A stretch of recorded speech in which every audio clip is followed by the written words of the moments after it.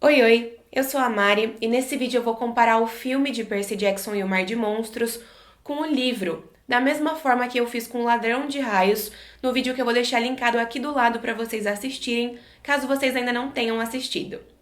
Se vocês ainda não forem inscritos no meu canal, cliquem no botão vermelho aqui embaixo, porque eu falo bastante sobre Percy Jackson por aqui e também sobre outros assuntos relacionados ao entretenimento e à cultura pop. Eu me lembro muito dos meses que antecederam o lançamento do filme de Percy Jackson e o Mar de Monstros. Eu lembro como as pessoas envolvidas com a produção deram algumas entrevistas e fizeram o público acreditar que o segundo filme seria uma adaptação melhor ao livro do que a primeira foi.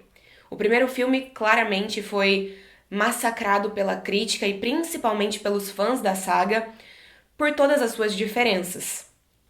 Entretanto, eu também lembro de ter ido assistir o filme no seu dia de estreia no cinema e perceber que aparentemente o único erro que os roteiristas acreditaram ter cometido era a cor do cabelo da Annabeth, porque foi uma das poucas coisas corrigidas para o segundo filme. A falta de respeito com a obra do Rick Riordan foi a mesma, as mudanças na história foram ainda maiores, e o restinho de esperança que os leitores de Percy Jackson tinham de verem a sua saga favorita sendo adaptada de forma correta para o cinema, deixou de existir. Vamos falar de maneira mais específica sobre tudo isso? O segundo livro de Percy Jackson e os Olimpianos, O Mar de Monstros, começa com o Percy tendo um sonho com o Grover. No sonho, o sátiro está fugindo de um monstro e acaba entrando numa loja de vestidos de noiva. A gente ainda não sabe o que está acontecendo nesse momento, mas já percebemos que ele está correndo perigo. O Percy acorda, tem uma conversa com a mãe dele e vai para o seu último dia de aula no colégio Merryweather. Nós acompanhamos o dia do Percy e conhecemos o Tyson, que é o seu único amigo na escola naquele ano. Os dois acabam tendo que enfrentar lestrigões durante a sua aula de educação física e a Annabeth aparece para ajudar. Os três então chamam o táxi das Irmãs Cinzentas para partirem rumo ao acampamento Meio-Sangue. E tem uma experiência, eu diria, no mínimo interessante e cheia de aventura durante o caminho. As Irmãs Cinzentas, inclusive, passam as coordenadas do Mar de Monstros para o Percy no trajeto, sem explicar o que elas são ou o que elas significam.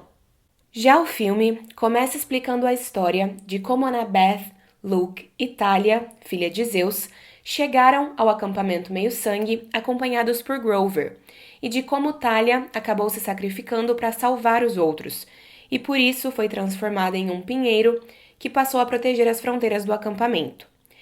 Isso teve que ser explicado aqui porque essa história tinha sido completamente ignorada pelo primeiro filme. Logo em seguida, já vemos os semideuses no acampamento Meio-Sangue se divertindo numa espécie de competição, treinamento. Nesse momento, 3 erros do primeiro filme aparentemente são corrigidos. Primeiro, a Clarice finalmente é inserida na história, apesar de não apresentar uma caracterização muito fiel à descrição do livro. Segundo, vemos uma Annabeth loira e de olhos acinzentados. E terceiro, conhecemos o Senhor D, o Dionísio, que também tinha sido esquecido no churrasco pelo primeiro filme. No livro, quando Percy, Annabeth e Tyson chegam ao acampamento, a colina Meio-Sangue está sofrendo o ataque de 2 touros. Um deles é derrotado pela Clarice e o outro é derrotado pelo Tyson, que por acaso é imune ao fogo que o monstro é capaz de expelir pela boca. É quando a gente descobre então que o Tyson na verdade é um ciclope. Ele parecia um garoto normal porque a névoa o estava encobrindo.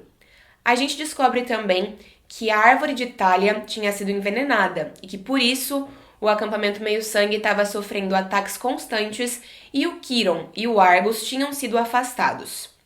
Agora, o novo diretor de atividades é Tântalo, e nós o conhecemos durante o jantar no acampamento naquele dia.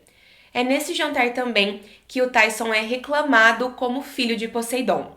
Apesar desse filme ter até tentado corrigir um ou outro erro do filme anterior, ele acaba apenas cometendo outros tantos erros. O Grover e o Chiron, no filme, estão no acampamento, quando na verdade sabemos que o Grover estava tentando encontrar o deus Pan e estava preso na ilha de Polifemo. e Kieran tinha sido afastado, como eu acabei de dizer. Além de tudo isso ainda, o ator que interpreta o Kieran é completamente diferente do primeiro. O Kieran, no Ladrão de Raios, é interpretado pelo Pierce Brosnan, e no Mar de Monstros, pelo Anthony Head. Mas tá, você deve estar se perguntando, Mari, mas e o Tyson? Se o filme já começa no acampamento, então ele não passou o ano todo estudando com o Percy? Isso mesmo. No filme temos uma cena do Kieran e do Sr. D com o Tyson. Eles comentam que o Tyson apareceu no acampamento e conseguiu passar pela fronteira, então, por isso ele deve ser filho de um deus. E quando o Tyson diz que seu pai é Poseidon, os dois ficam extremamente chocados, sendo que no universo de Percy Jackson, os ciclopes normalmente são filhos de Poseidon com espíritos da natureza. Então, o Percy é chamado para conhecer o Tyson, e a gente também conhece esse personagem. Ele é retratado no filme de uma maneira muito desleixada, como se ele fosse incapaz, o que difere um pouco do livro. Sim, o Tyson tem um jeito e uma personalidade bastante peculiares, mas isso tem muito a ver com o fato dele ser um bebê ciclope e ainda estar em desenvolvimento. Mas no filme parece que existe uma tentativa frustrada de usá-lo como alívio cômico. Ele ainda conta para o Percy que chegou até o acampamento porque seguiu um tridente brilhante até ali.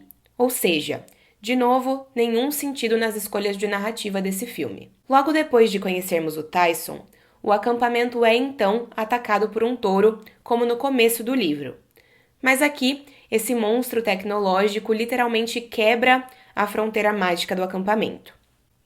Nesse momento o Chris Rodrigues também é inserido. Lembrando que no livro ele aparece só mais pra frente.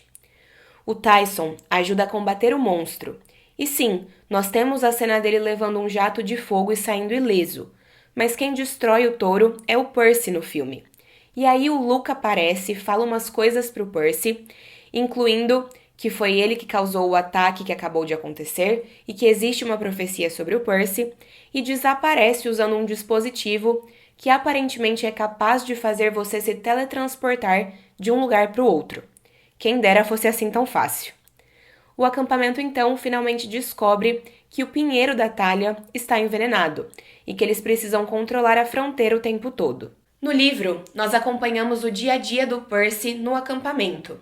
Ele participa de suas atividades e continua tendo sonhos com Grover. Descobrimos então que o Grover está no Mar de Monstros e está sendo mantido em cativeiro pelo Ciclope Polifemo. Logo depois, acontece também uma corrida de bigas, onde Percy e Tyson formam uma equipe. É nesse momento que o acampamento é atacado por pássaros de Estínfalha. Depois que o Percy conta para Annabeth que ele conseguiu falar com o Grover através de um sonho e que o Grover está no Mar de Monstros, a Annabeth conta para o Percy a história do Velocino de Ouro, que por acaso também está no Mar de Monstros. E ela afirma que o Velocino poderia salvar o Pinheiro de Thalia e restaurar as fronteiras do acampamento. Percy e Annabeth, então, decidem compartilhar essa ideia com os outros campistas durante a cantoria na fogueira. Tântalo, a contragosto, acaba tendo que aprovar essa missão, mas ele elege Clarice para liderá-la. Enquanto isso, no filme, depois do Luke ter dito para o Percy que existia uma profecia, ele pede para o Kieran mostrar para ele essa profecia. Então, o Kieran realmente manda o Percy para conversar com o oráculo, que até então tinha sido ignorado pelo roteiro. O oráculo conta para o Percy toda a história da destruição dos titãs e de como Cronos foi jogado no Tártaro em pedaços, já que novamente tudo isso tinha sido deixado de lado até então. E diz que Cronos está destinado a ressurgir e que apenas um meio-sangue, filho de um dos 3 deuses antigos, Zeus, Hades ou Poseidon, poderá destruí-lo. Ainda, ele diz também que tudo começa com 2 primos, o ladrão de raios e o filho do mar disputando um velocino. E acaba a conversa contando toda a grande profecia para o Percy. Profecia essa que a gente só descobre por completo no 5º e último livro. Aqui ela é apresentada do começo ao fim, como se não fosse nada de muito especial. Além disso, a profecia não é só revelada. Ela também sofre uma pequena alteração. Ao invés de falar sobre um meio-sangue que completaria 16 anos, no filme a profecia fala sobre um meio-sangue que completaria 20 anos, já que eles escolheram atores adultos para interpretar os personagens que deveriam ser crianças. No filme, como vocês perceberam, o oráculo menciona um Velocino para o Percy. Ao mesmo tempo, vemos Annabeth se lembrando do Velocino de ouro. Ela, então, ao lado de Grover, vai pedir permissão para encontrar o Velocino de ouro ao Sr. D, que por sua vez explica para eles que a última vez que se ouviu falar sobre o Velocino, ele estava no Mar de Monstros, ou seja, na Flórida, no Triângulo das Bermudas. O pior sobre isso é a reação do Grover no filme. Ele não devia nem estar ali, porque ele já deveria estar no Mar de Monstros, mas ele fica todo morrendo de medo de ir atrás do Velocino, porque é, aparentemente, perigoso para os sátiros. Não tem nenhuma explicação para isso. Pan não é nem mencionado. Sátiros que desaparecem enquanto fazem suas buscas também não. Tudo o que o Sr. D diz é que os sátiros são naturalmente atraídos pelo poder do Velocino. O Sr. D nega a missão para Annabeth, diz que é uma péssima ideia, só para no instante seguinte aparecer na fogueira falando sobre essa ideia como se ela fosse dele.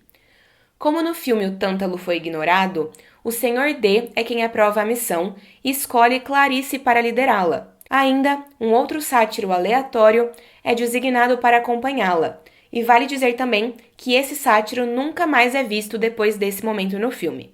Ele é dado como morto um pouco mais pra frente. No livro, logo depois que a Clarice é designada para a missão, o Percy recebe uma visita inesperada do deus Hermes, que o aconselha a ir atrás do Velocino de ouro escondido, e ainda lhe dá 2 presentes.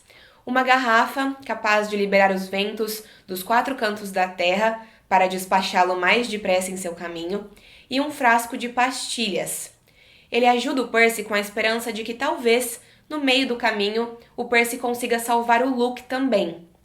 Além disso, Hermes também prepara as malas de Percy, Annabeth e Tyson e aconselha o Percy a pedir a ajuda de seu pai para chegar até um navio que está atravessando o Estreito de Long Island nesse momento. Annabeth e Tyson aparecem e, de fato, quando Percy pede, seu pai lhe envia 3 cavalos marinhos, ou hipocampos, para servirem de carona até o Princesa Andrômeda. Já no filme, temos uma cena do Percy conversando sozinho, onde ele diz que a contracorrente, a sua espada, era de seu pai, era de Poseidon. A gente descobre a origem da espada do Percy no 3º livro, em A Maldição do Titã, e ela não tem nada a ver com Poseidon. Em seguida, Percy e Annabeth vão atrás de Grover para partirem escondidos do acampamento rumo à missão também. Quando eles estão saindo do acampamento, Tyson aparece querendo acompanhá-los. Tyson diz para o trio que o Mar de Monstros é guardado por Polifemo, o mais famoso dos Ciclopes, o que é até verdade no universo de Rick Riordan. Mas ele diz também que ele mora na Circelândia. É importante lembrar que a Ilha da Circe, no livro, é só um lugar que Percy e Annabeth acabam indo parar no meio do caminho, e não o destino final da missão como é indicado no filme. Para melhorar, o trio decide que é melhor Tyson acompanhá-los, e aí Annabeth joga um spray de névoa em Tyson. Um spray de névoa. Eu vou falar de novo. Um spray de névoa. Como se a névoa fosse um negócio que desse para carregar na bolsa e usar quando quisesse. Alô, Hazel? Onde é que foi parar toda aquela história de magia mesmo? Então, Annabeth chama o táxi das Irmãs Cinzentas, que aqui ela chama de Carruagem da Danação. E temos a cena lá do começo do livro, que até é bastante fiel, exceto pelo fato de que o Grover não deveria estar presente. Eu não vou nem reclamar das cenas do Tyson achando que o Capitólio de Washington é o Olimpo, da Annabeth sacando dracmas num caixa 24 horas e do Grover pedindo café com doses de néctar numa cafeteria, porque elas são 100% aleatórias, mas até que tem seu charme. Depois disso, o Chris Rodrigues então aparece junto com outras pessoas para sequestrar o Grover no meio de Washington. Como no filme ele ainda não estava no Mar de Monstros com o Polifemo, tiveram que dar um jeito de desaparecer com ele no meio do caminho. E eu até entendo, afinal, a busca pelo Deus Pan, o conselho dos sátiros, os sonhos que os semideuses sempre têm e o elo empático do Percy com o Grover não tinham sido inseridos no filme.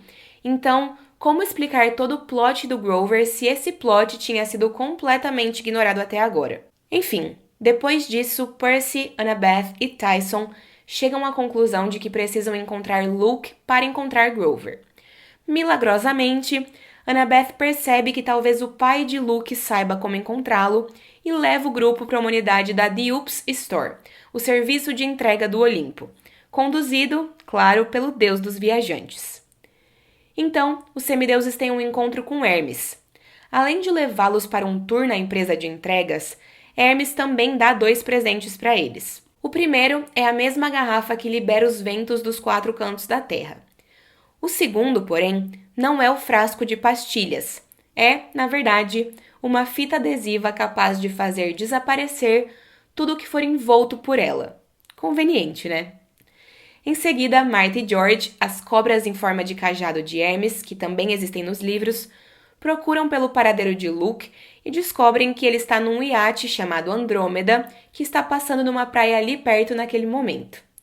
Os 3 partem em direção à praia, avistam o iate Michuruquinha e pedem ajuda a Poseidon para chegar até ele. O deus do mar, então, envia um hipocampo para ajudá-los. No livro, o Princesa Andrômeda é tão grande que Percy, Annabeth e Tyson entram nele e acabam encontrando quartos vazios para passar a noite sem serem detectados. O navio também está cheio de tripulantes e de monstros. Além disso, demora um pouquinho para que Luke e seus aliados percebam a presença do trio ali. É onde o Chris Rodrigues é mencionado. No filme, eles entram no iate pequenino e observam não só o Chris Rodrigues com o Luke, mas também o Ethan Nakamura e a Selena Beauregard. Lembrando que a gente só descobre o envolvimento da Selena com tudo que está acontecendo no último livro. No livro, Luke encontra Percy, Annabeth e Tyson e conversa com eles, tentando convencê-los a mudar de lado. Eles, ainda, veem o sarcófago de Cronos pela primeira vez, e Luke menciona a grande profecia para Percy. Entretanto, eles conseguem escapar dos monstros e fogem usando um bote salva-vidas e a garrafa térmica de Hermes. No filme, Luke também conversa com o trio, mas já afirma logo de cara que está interessado em pegar o Velocino de Ouro para ele, para reviver Cronos, e mostra a eles o sarcófago do Titã. Mas não acaba por aí. Luke prende os 3 dentro de celas. Eles então usam a fita adesiva dada por Hermes para fazer as celas desaparecerem.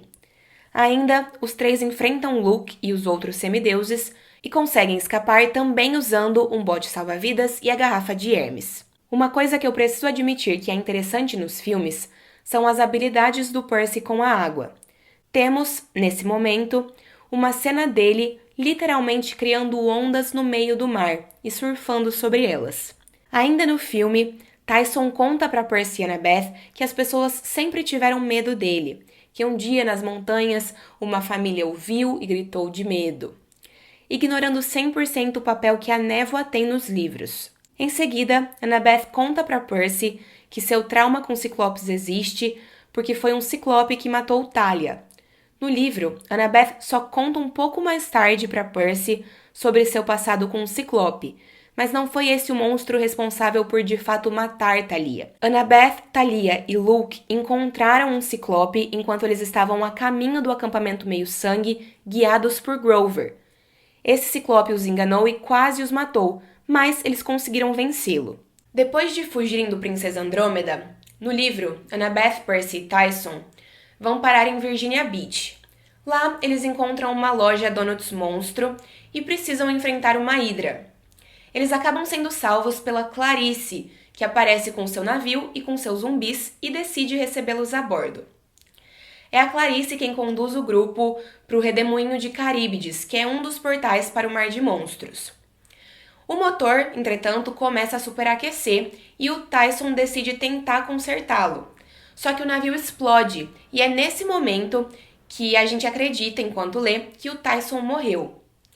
Em seguida, ainda no livro, Percy e Annabeth passam por algumas aventuras. Eles acabam sendo separados de Clarice por algum motivo e vão parar na ilha e no spa de Circe. E o Percy é transformado num porquinho da Índia.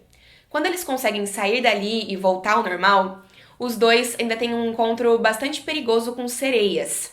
Só depois disso é que eles chegam à ilha de Polifemo.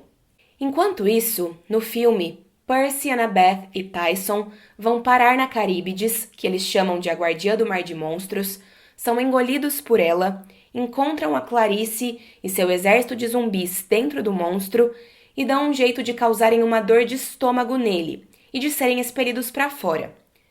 Depois de saírem de Caríbides, Percy, Annabeth, Tyson e Clarice, junto com os zumbis, vão logo parar na ilha de Polifemo. Mas essa ilha parece o Hopi Hari. E aí o Tyson explica que a deusa Circe decidiu construir um parque de diversões na ilha em que o Polifemo morava. Ou seja, eles tentaram juntar duas coisas diferentes do livro em uma só, mas isso foi completamente à toa, porque a Circe mesmo nunca aparece. Só rola essa menção e mais nada. E ainda adicionaram uma outra coisa, que é o parque de diversões, que nunca nem existiu nos livros. Enquanto a ilha de Polifemo no livro é um lugar maravilhoso e super revitalizado por conta da força do Velocino, no filme é só um lugar abandonado e cheio de tralha.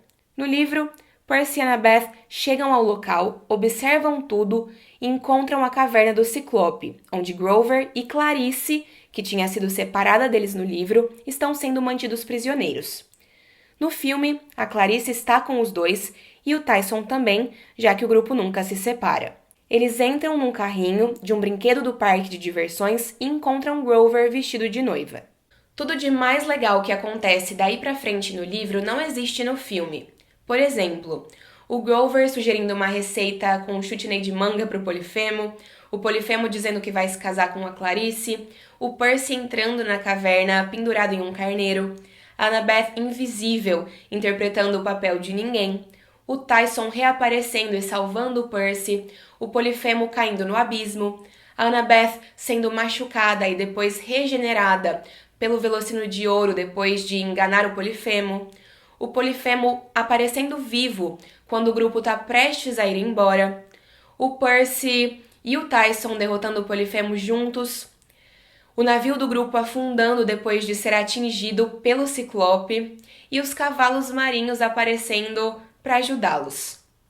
Ao invés disso, nós temos uma verdadeira bagunça no filme. Depois de pegarem o Velocino de Ouro, que parece um paninho bordado qualquer, e se livrarem de Polifemo, Percy, Annabeth, Grover, Clarice e Tyson se deparam com Luke e seus aliados ainda na ilha. Tyson entra na frente de Percy para impedir que ele seja atingido por uma flecha e cai no mar. Luke prende-os e pega o Velocino de Ouro para regenerar Cronos. Percy e os outros até tentam impedir, mas acabam se distraindo com o reaparecimento de Tyson, que foi curado pela água. E então, sim, Cronos aparece regenerado, gigantesco, numa forma bizarra. E como se isso já não fosse ruim o bastante, Cronos vai lá e engole o Luke. O Luke traz ele de volta à vida para ser engolido pelo Titã. Grover também é engolido por Cronos e Percy luta com um monstro que tem uma cauda de escorpião. Depois disso, Percy atinge Cronos com a sua espada e ele começa a se dissolver porque aparentemente a contracorrente, que no filme é uma espada que pertenceu a Poseidon, é a lâmina maldita da profecia que o Percy ouviu no começo do filme. E aí Percy simplesmente destrói o Titã com a sua espada, como se fosse balela, facinho. Luke e Grover são expelidos para fora do Titã. Grover cai próximo aos amigos, mas Luke cai dentro da caverna de Polifemo e o resto é história. Ainda, Annabeth é picada pelo monstro com cauda de escorpião, mas é salva pelo poder do Velocino de Ouro. Em seguida, todos eles já aparecem de uma hora para outra no acampamento Meio-Sangue. Afinal, quem se importa com o que eles fizeram para conseguir sair da ilha e voltar para casa, não é mesmo? No livro, o nosso grupo de heróis chega até Miami e o Percy decide enviar a Clarice sozinha de avião de volta para o acampamento com o restante do dinheiro que eles têm para que ela possa transportar o Velocino de Ouro em segurança. É depois que a Clarice parte que o Luke aparece atrás do Velocino. O Percy dá um jeito de enviar uma mensagem de Iris discretamente para o acampamento e faz com que o Luke admita que foi ele que envenenou o Pinheiro de Itália e que o Quirón não teve nada a ver com isso, tirando a culpa que tinha caído sobre o Centauro. O Percy e o Luke se enfrentam e o Quirón e os seus primos centauros aparecem para ajudar. Então, Percy, Tyson, Grover e Annabeth são transportados pelos centauros primeiro para o acampamento dos pôneis de festa e depois para o acampamento meio-sangue também. O final do filme não tem Hermes fazendo uma nova visita para o Percy, Poseidon enviando uma mensagem para o Percy e Annabeth vencendo uma nova corrida de biga, e nem o Tyson partindo para trabalhar nas forjas do seu pai no fundo do mar. Mas tem Clarice colocando o velocino de ouro na árvore de Thalia, e depois de alguns dias, a própria Thalia voltando à vida. No livro, Percy é acordado por Grover no meio da noite para dar a notícia, mas no filme, Percy está comendo no refeitório quando Grover o chama. Tanto no livro quanto no filme, temos a famosa fala: "Eu sou Thalia, filha de Zeus". Como eu já disse no vídeo em que eu comparo o livro e o filme de Percy Jackson e o Ladrão de Raios, eu espero que com a série a gente tenha a adaptação digna que essa série de livros merece. Eu espero que vocês tenham gostado desse vídeo, apesar de muito provavelmente terem ficado tão irritados quanto eu, relembrando todas essas diferenças. Muito obrigada por terem me assistido, um beijo grande e até o próximo vídeo, porque eu tenho muito conteúdo sobre Percy Jackson para trazer para vocês.